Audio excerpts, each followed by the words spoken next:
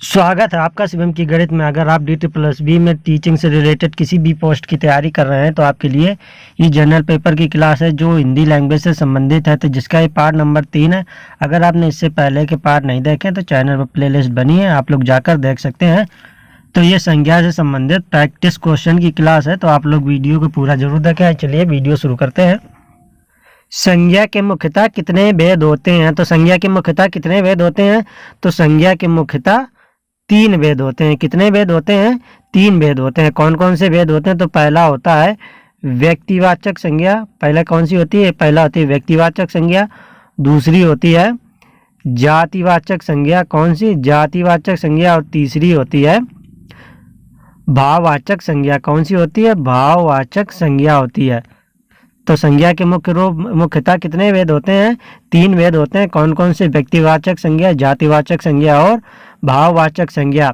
और जातिवाचक संज्ञा के अंतर्गत ही 2 और आ जाते हैं। वो कौन कौन से होते हैं? तो वो आ जाते हैं, एक होता है समूहवाचक संज्ञा और दूसरा होता है द्रववाचक संज्ञा, यानी कि पदार्थवाचक संज्ञा भी उसे बोलते हैं। तो संज्ञा के मुख्यतः 3 भेद होते हैं। वैसे संज्ञा के नॉर्मल पूछे, अगर संज्ञा के केवल भेद पूछे तो संज्ञा के 5 भेद होते हैं। संज्ञा के 5 भेद होते हैं, मुख्यतः 3 भेद होते हैं। 5 भेद पूछेगा तो पहला व्यक्तिवाचक संज्ञा, जातिवाचक संज्ञा, भाववाचक संज्ञा, फिर समूहवाचक संज्ञा और फिर आ जाएगा द्रववाचक संज्ञा आ जाएगा। चलिए अब अगला क्वेश्चन देखते हैं। किस विकल्प में व्यक्तिवाचक संज्ञा है? तो इसमें कौन से विकल्प में है जो व्यक्तिवाचक संज्ञा है? तो व्यक्तिवाचक संज्ञा किस में आ जाएगा? तो व्यक्तिवाचक संज्ञा उसमें होता है जिसके जैसा कोई ना हो, जो सिर्फ एक हो। तो इसमें कौन हो जाएगा? तो इसमें रामायण हो जाएगा। जो सिर्फ एक ही रामायण आज तक बनी है, उसके जैसे कोई दूसरी रामायण बनी नहीं है, इसलिए व्यक्तिवाचक संज्ञा कौन हो जाएगा? तो ये रामायण हो जाएगा। और वेद कितने होते हैं? तो वेद 4 होते हैं, इसलिए ये किस में आ जाएंगे? तो ये आ जाएंगे जातिवाचक संज्ञा में आ जाएगी। चलिए अगला क्वेश्चन देखते हैं। किस विकल्प में जातिवाचक संज्ञा नहीं है? तो ऐसा कौन सा विकल्प है जिसमें जातिवाचक संज्ञा नहीं होगी? तो ये देखिए, बालक में भी जातिवाचक संज्ञा होती है। बालक के अंदर सभी बालक आ जाएंगे। ये एक विशेष जाति का बोध करा रहे हैं कि इसके अंदर सभी बालक होंगे। सड़क के अंदर सारी सड़कें आ जाएंगी, जो चाहे हाईवे हो, चौराहा हो, कोई भी हो, तो सारे सड़क आ जाएंगे। इसके लिए भी ये भी जातिवाचक संज्ञा हो जाएगी। और जैसे कि किताब हो गया, तो किताब में भी सारी किताबें आ जाएंगी, वो हिंदी की हो, इंग्लिश की हो, मैथ फिजिक्स किसी की भी हो, तो ये सारी किताबों के अंदर आ जाएंगे। इसलिए क्या हो जाएगी किताब? ये भी जातिवाचक संज्ञा हो जाएगी। अगर किताब के अंदर कोई बोल दे, जैसे कि रामायण की किताब, तो ये क्या हो जाएगी? तब ये रामायण की किताब बोल देगा, तब ये हो जाएगी व्यक्तिवाचक संज्ञा हो जाएगी। तो जातिवाचक संज्ञा इसमें कौन सी नहीं होगी? तो जातिवाचक संज्ञा इसमें मंगलवार नहीं होगा। तो जातिवाचक संज्ञा मंगलवार नहीं होगा, तो मंगलवार क्या होगा? तो ये होगा व्यक्तिवाचक संज्ञा। क्या हो जाएगी मंगलवार? तो मंगलवार हो जाएगा व्यक्तिवाचक संज्ञा हो जाएगी। तो व्यक्तिवाचक संज्ञा में जैसे कि दिनों के नाम हो गए, महीनों के नाम हो गए, नदियों के नाम हो गए, पर्वतों के नाम हो गए, ये सब किताबों के नाम हो गए, ये सब किस में आ जाते हैं? तो ये सब आ जाते हैं व्यक्तिवाचक संज्ञा के अंतर्गत आ जाता है। इसे ही किसी सड़क का नाम बता देंगे कि NH हाईवे, NH24 या NH44, तब ये क्या हो जाएगा? तब ये आ जाएगा व्यक्तिवाचक संज्ञा के अंतर्गत आ जाएगा। ऐसे बालक का किसी का नाम बता दें, जैसे कि राम, तो ये क्या हो जाएगा? तब ये व्यक्तिवाचक संज्ञा हो जाएगा। ऐसे किताब में बता दें, जैसे कि इंग्लिश की ग्रामर बुक, तो इंग्लिश की ग्रामर बुक, तो ये क्या आ जाएगा? तब ये हो जाएगा व्यक्तिवाचक संज्ञा आ जाएगी। अब चलिए अगला क्वेश्चन देखते हैं। गरीब शब्द में संज्ञा, तो गरीब शब्द में क्या कौन सी संज्ञा हो जाएगी? तो गरीब शब्द में इनमें से गरीब शब्द में कोई भी संज्ञा नहीं होगी, ना ही जातिवाचक होगी, ना ही व्यक्तिवाचक, ना ही भाववाचक। तो गरीब क्या हो जाएगा? तो गरीब ये हो जाएगा, इसका भी ये किस में आ जाएगा? तो ये विशेषण में आ जाएगा। किस में आ जाएगा? तो ये गरीब क्या हो जाएगा? तो ये एक विशेषण हो जाएगा। चलिए अगला क्वेश्चन देखते हैं। निम्न में से किस विकल्प में भाववाचक संज्ञा शब्द प्रयुक्त हुआ है? तो किसमें भाववाचक संज्ञा का प्रयोग हुआ है? तो भाववाचक संज्ञा का, देखिए इसमें गंगा लिखा हुआ, तो गंगा क्या है? एक नदी है। तो नदियों के नाम किसके अंतर्गत आते हैं? तो ये आते हैं व्यक्तिवाचक संज्ञा के अंतर्गत आते हैं। ये देखिए हंसी हो गया, तो हंसी क्या हो जाएगा? यही ऑप्शन सही हो जाएगा, हंसी हो जाएगा भाववाचक संज्ञा। तो हंसी क्या हो जाएगा? भाववाचक संज्ञा हो जाएगा। ये चैत्र क्या हो जाएगा? ये भी व्यक्तिवाचक संज्ञा हो जाएगा, क्योंकि एक महीने का नाम है, इसलिए व्यक्तिवाचक संज्ञा हो जाएगा। और ये सभा क्या हो जाएगा, तो सभा हो जाएगा समूहवाचक संज्ञा हो जाएगा। क्या हो जाएगा, सभा, तो सभा हो जाएगा समूहवाचक संज्ञा, क्योंकि इसमें सभा के अंदर बहुत सारे लोग मिलकर एक समूह बना रहे हैं, इसलिए सभा समूहवाचक संज्ञा हो जाएगा। और इसमें भाववाचक संज्ञा कौन सी हो जाएगी, तो ये हंसी भाववाचक संज्ञा हो जाएगी। चलिए अगला क्वेश्चन देखते हैं। निम्न में से किस विकल्प में द्रववाचक संज्ञा है, तो द्रववाचक संज्ञा के अंतर्गत कौन आ जाते हैं, तो द्रववाचक संज्ञा के अंतर्गत सारे द्रव और गैसेस सारी आ जाती हैं, तो वो लिक्विड द्रव गैसेस सारी आ जाती हैं, वो क्या होते हैं, तो वो द्रववाचक संज्ञा यानी कि पदार्थ सारे आ जाएंगे, वो द्रववाचक संज्ञा के अंतर्गत आते हैं। तो पदार्थ इसमें कौन सा होगा, तो पदार्थ आ रहा है यानी कि पारा क्या है, एक लिक्विड है, तो ये क्या हो जाएगा, तो ये द्रववाचक संज्ञा हो जाएगा। पंजाब एक स्टेट का नाम है, तो ये क्या हो जाएगा, तो ये एक यूनिक है, पंजाब के जैसा कोई दूसरा नहीं है, वैसे पाकिस्तान भी कि जैसा कोई दूसरा देश नहीं है, तो ये क्या हो जाएंगे, तो ये हो जाएंगे व्यक्तिवाचक संज्ञा हो जाएगा। तो ये क्या हो जाएगा, व्यक्तिवाचक संज्ञा हो जाएगा।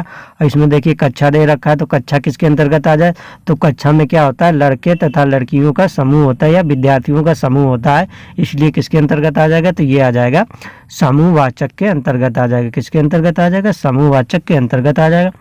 चलिए अगला क्वेश्चन देखते हैं। झुंड शब्द में संज्ञा है, तो झुंड शब्द में कौन सी संज्ञा आ जाएगी, देखिए झुंड पहले से ही किसकी ओर इशारा कर रहा है, झुंड में समूह की ओर इशारा कर रहा है। तो झुंड में क्या होगा, एक झुंड के अंदर समूह होगा कि लोगों का समूह हो सकता है, जानवरों का समूह हो सकता है, पक्षियों का समूह हो सकता है, मतलब झुंड हो सकता है। तो झुंड में कई लोग मिलकर क्या बनाएंगे, एक समूह बनाएंगे, इसलिए इसमें कौन सी संज्ञा हो जाएगी, तो इसमें हो जाएगी समुदायवाचक संज्ञा हो जाएगी। कौन सी संज्ञा हो जाएगी, इसमें समुदायवाचक संज्ञा हो जाएगी। चलिए अगला क्वेश्चन देखते हैं।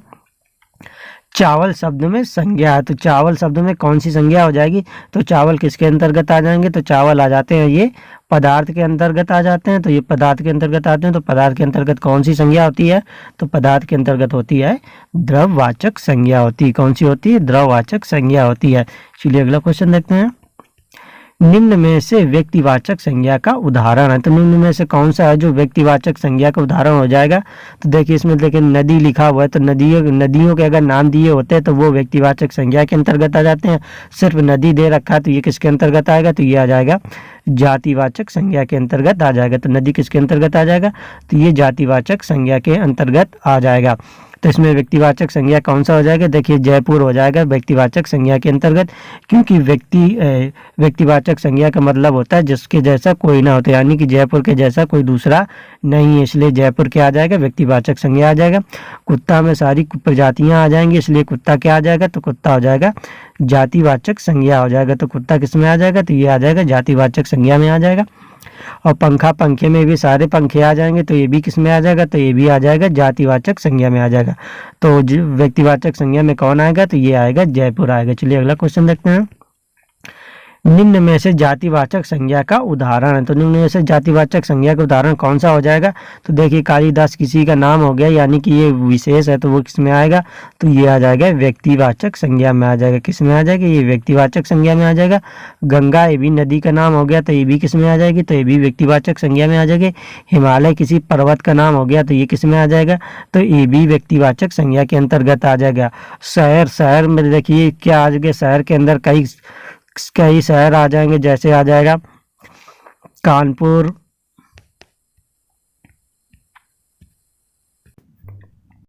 शहर के अंदर कई सारे सिटी आ जाएंगे, तो इसलिए क्या हो जाएगा, ये एक जातिवाचक संज्ञा हो जाएगी। तो शहर क्या हो जाएगी, ये एक जातिवाचक संज्ञा हो जाएगी। चलिए अगला क्वेश्चन देखते हैं।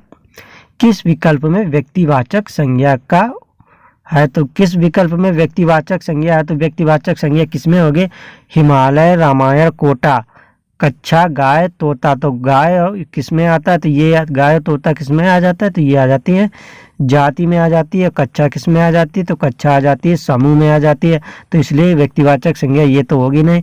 गांव, विद्यालय, शहर, तो गांव, विद्यालय, शहर किस में आ जाता है, तो ये आ जाता है समूहवाचक संज्ञा में, नहीं सॉरी जातिवाचक संज्ञा में आ जाता है।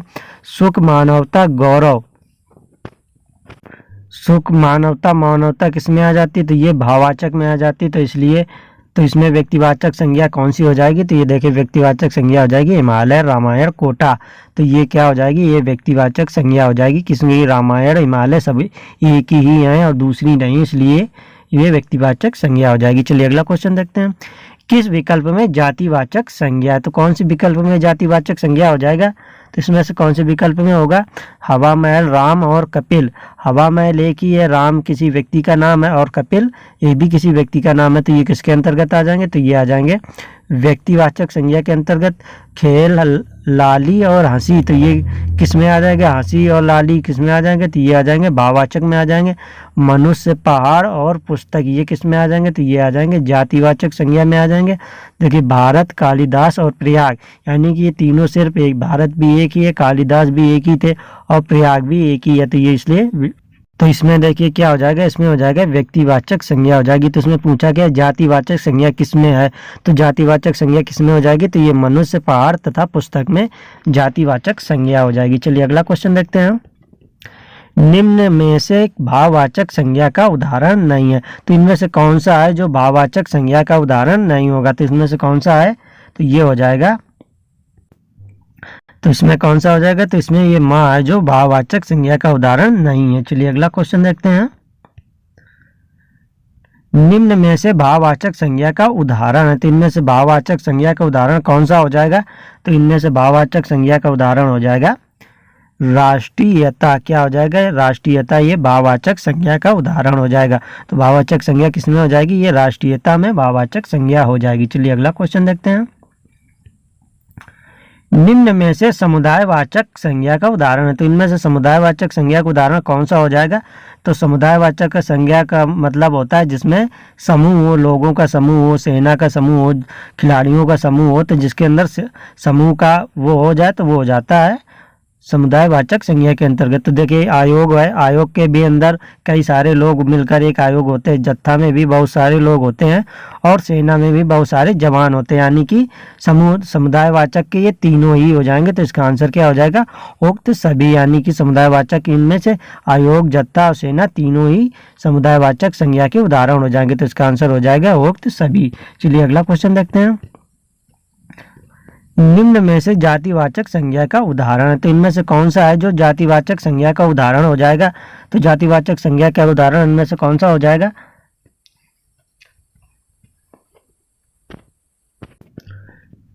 निम्न जातिवाचक संज्ञा का उदाहरण नहीं है, इसमें नहीं बताना है, तो इसमें से कौन सा है जो जातिवाचक संज्ञा का उदाहरण नहीं हो जाएगा? देखिए घोड़ा ये भी जातिवाचक संज्ञा के अंतर्गत आता है, बच्चा भी जातिवाचक संज्ञा के अंतर्गत आता है और राज्य भी जातिवाचक संज्ञा के अंतर्गत आता है, यानी कि राज्य बोल देंगे तो राज्य में कई सारे राज्य आ जाएंगे। अगर राज्य का नाम बोल देते तो वो व्यक्तिवाचक संज्ञा के अंतर्गत आ जाता। तो इसमें जातिवाचक संज्ञा का उदाहरण कौन सा नहीं होगा? तो इसमें ये जो बीमार है वो जातिवाचक संज्ञा के अंतर्गत नहीं आएगा। चलिए अगला क्वेश्चन देखते हैं।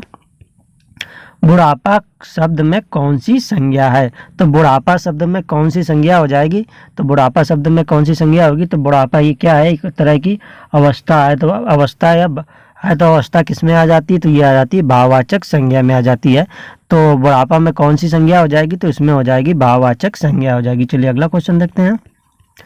होली शब्द में कौन सी संज्ञा है? तो होली शब्द में कौन सी संज्ञा हो जाएगी? तो होली शब्द में संज्ञा कौन सी होगी? तो इसमें हो जाएगी व्यक्तिवाचक संज्ञा हो जाएगी। कौन सी संज्ञा हो जाएगी? व्यक्तिवाचक संज्ञा हो जाएगी। तो व्यक्तिवाचक में जैसे कि त्योहारों के नाम भी किसके अंतर्गत आते हैं?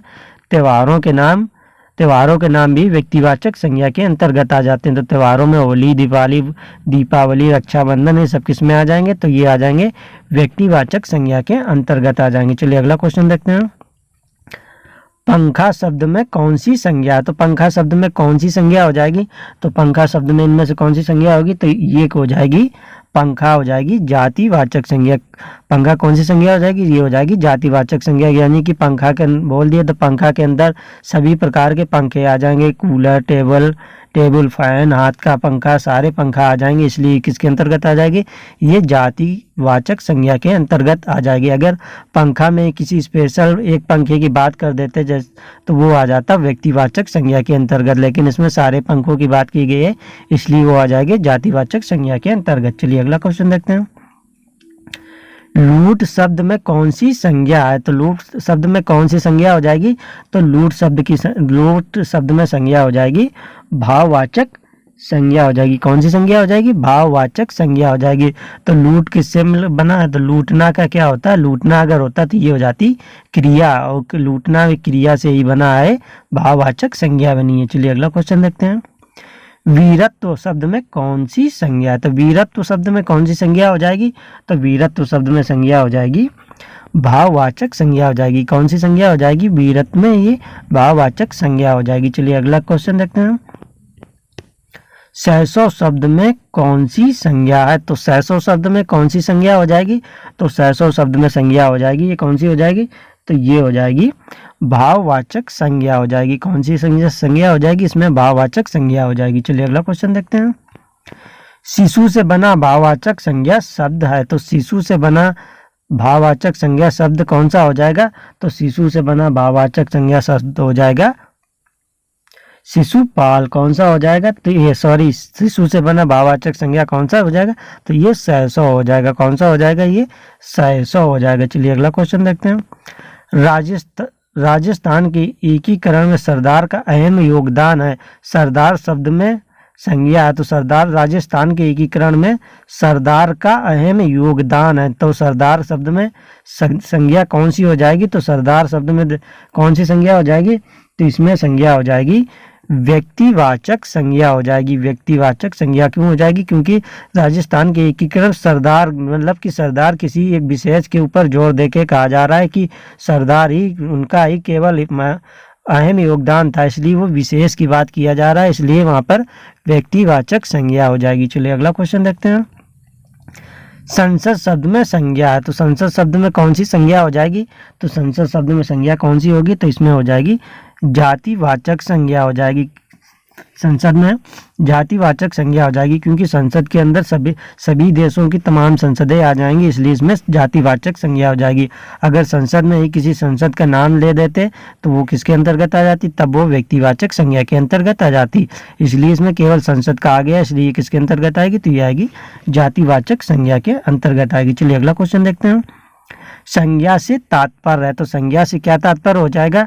तो संज्ञा से तात्पर्य हो जाएगा नाम। किससे हो जाएगा संज्ञा का तात्पर्य? नाम से हो जाएगा। तो संज्ञा का तात्पर्य किससे हो जाएगा? नाम हो जाएगा। किसी का नाम हो, वस्तु, प्राणी अथवा किसी का नाम हो, तो वो संज्ञा के अंतर्गत आ जाते हैं। चलिए अगला क्वेश्चन देखते हैं।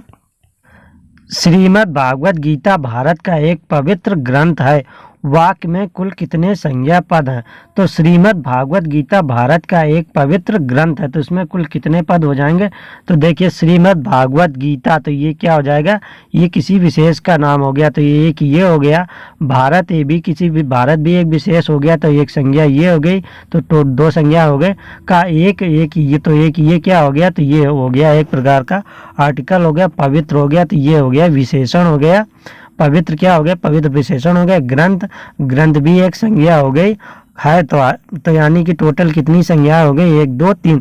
तो श्रीमद् भागवत गीता भारत का एक पवित्र ग्रंथ है, तो कुल इसमें कुल कितने संज्ञा पद हो गए? तो इसमें कुल 3 संज्ञा पद हो गए। चलिए अगला क्वेश्चन देखते हैं। द्रववाचक संज्ञा का उदाहरण है। तो द्रववाचक संज्ञा का उदाहरण कौन सा हो जाएगा? तो द्रववाचक संज्ञा का उदाहरण हो जाएगा दल। देखिए ये किसके अंतर्गत आ जाएगा? तो ये आ जाएगा समूहवाचक संज्ञा के अंतर्गत आ जाएगा। गिरोह भी समूहवाचक संज्ञा के अंतर्गत आ जाएगा। तो इसमें द्रववाचक संज्ञा के अंतर्गत कौन आ जाएगा? तो ये पारा है जो द्रववाचक संज्ञा के अंतर्गत आ जाएगा। चलिए अगला क्वेश्चन देखते हैं। भाववाचक संज्ञा शब्द है। तो भाववाचक संज्ञा शब्द कौन सा हो जाएगा? तो इनमें से भाववाचक संज्ञा कौन सा हो जाएगा? तो भाववाचक संज्ञा इनमें से हो जाएगा वीरत्व हो जाएगा। कौन सा भाववाचक संज्ञा हो जाएगा? ये वीरत्व भाववाचक संज्ञा हो जाएगा। चलिए अगला क्वेश्चन देखते हैं। कक्षा में संज्ञा, तो कक्षा में कौन सी संज्ञा हो जाएगी? तो कक्षा में क्या होता है? विद्यार्थियों का समूह होता है। क्या होता है कक्षा में? कक्षा में विद्यार्थियों का समूह होता है। तो इसके लिए कक्षा में कौन सी संज्ञा आ जाएगी? तो कक्षा में आ जाएगी समुदायवाचक संज्ञा आ जाएगी। तो कक्षा में कौन सी संज्ञा होगी? तो इसमें समुदायवाचक संज्ञा हो जाएगी। तो आप लोगों को आज की क्लास कैसी लगी? अगर वीडियो अच्छी लगी तो वीडियो को लाइक करें और ऐसी ही क्लासेस देखने के लिए चैनल को सब्सक्राइब करें।